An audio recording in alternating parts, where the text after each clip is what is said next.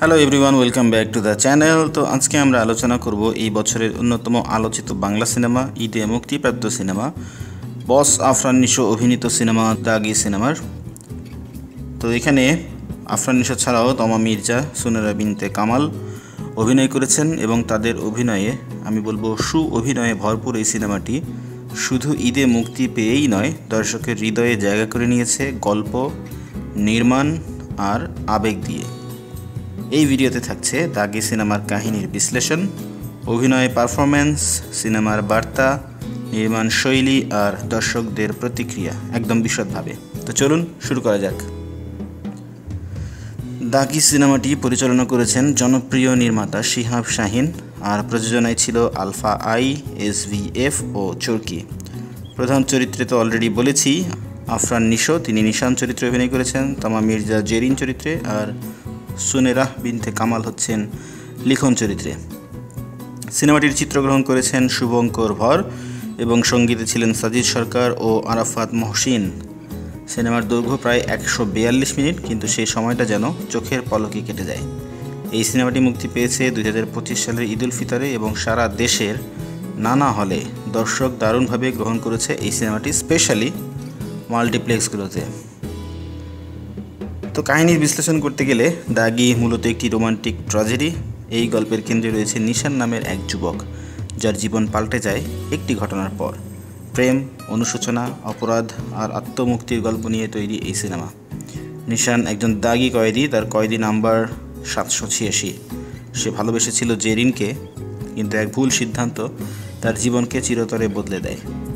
এই গল্পে আছে অতীতের প্রেম, আছে এখনকার শাস্তি, আছে একজন বাক প্রতিবন্ধী তরুণীর নীরব ভালোবাসা, আরও অনেক কিছু। গল্পটি খুবই মানবিক এবং আবেগপ্রবণভাবে নির্মাণ করা হয়েছে, যেখানে প্রতিটি চরিত্রের নিজস্ব ব্যথা রয়েছে যন্ত্রণার ইতিহাস। নিশো এই সিনেমায় যেন নিজেকে ছাপিয়ে গেছেন।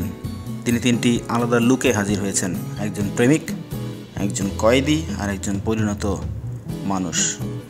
প্রতিটি লুকে তিনি ছিলেন অসাধারণ। চোখের এক্সপ্রেশন, সংলাপ, ডেলিভারি, শরীরী ভাষা সব কিছুই অনবদ্য। তমা মির্জা তার চরিত্র জেরিনকে খুব ভালোভাবে ফুটিয়ে তুলেছেন। একটা সময় সে প্রেমে পড়ে, আবার এক সময় সেই প্রেম তাকে ভীষণ আঘাত করে। এই ট্র্যাজেডির ভেতর দিয়েই তার অভিনয় উঁচু মাত্রা পেয়েছে। সুনেরা বিনতে কামাল এই সিনেমার সারপ্রাইজ প্যাকেজ বলা যায় সুনেরাকে। তিনি লিখন নামে এক বাক প্রতিবন্ধী মেয়ের চরিত্রে অভিনয় করেছেন এবং কোনো সংলাপ ছাড়াই কেবল চোখ আর শরীরী ভাষায় তার চরিত্র ফুটিয়ে তুলেছেন। ইশারা ভাষা শিখে এই চরিত্রের প্রতি তার নিষ্ঠা চোখে পড়ার মতো।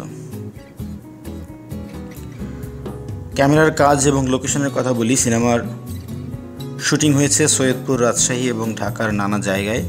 লোকেশনগুলো খুবই রিয়েলিস্টিক এবং চরিত্রগুলোর মানসিক অবস্থা ফুটিয়ে তুলতে সাহায্য করেছে। শুভঙ্কর ভরের ক্যামেরার কাজ এক কথায় অসাধারণ। সাজিদ সরকার এবং আরাফাত মহসিন তাদের যে মিউজিক, সেটি সিনেমার আবেগকে অনেক গুণ বাড়িয়ে দিয়েছে। বিশেষ করে প্রেমের গানের দৃশ্যগুলো এবং কারাগারের দৃশ্যগুলোতে ব্যাকগ্রাউন্ড মিউজিক এক ধরনের আবেশ তৈরি করে। চিত্রনাট্য একটানা হলেও কিছু জায়গায় ধীর লাগতে পারে, তবে চরিত্রের গভীরতা সেটিকে পুষিয়ে দেয়। জোবায়ের আবিরের এডিং ছিল ক্লিন ও ব্যালেন্সড। সিনেমা হলে গিয়ে যারা দাগি দেখেছেন তারা বেশিরভাগই বলেছেন এই সিনেমা শুধু মন নয়, আত্মাকেও নাড়া দেয়। দর্শক হেসেছেন, কেঁদেছেন, আর অনেকেই বলেছেন এই সিনেমা চোখে লেগে থাকবে। সুনেরার অভিনয় বিশেষভাবে প্রশংসিত হয়েছে। সমালোচকেরা এই সিনেমাকে বলেছেন ইমোশনালি পাওয়ারফুল আর ক্যারেক্টার ড্রিভেন মাস্টারপিস। তবে কিছু সমালোচক বলেছেন সিনেমার মাঝখানে কিছু অংশ স্লো পেস ছিল, যেটা আরও টাইট করা যেত। দাগি শুধু একটি প্রেমের গল্প নয়, এটি ক্ষমা, অনুশোচনা, আত্মসমর্পণ এবং নতুন করে বাঁচার বার্তা দেয়। একজন দাগি কয়েদির মাধ্যমে আমরা দেখি যে ভুল করেই হোক বা অন্য যে কোনোভাবেই হোক, প্রায়শ্চিত্তের একটা সুযোগ থাকা দরকার।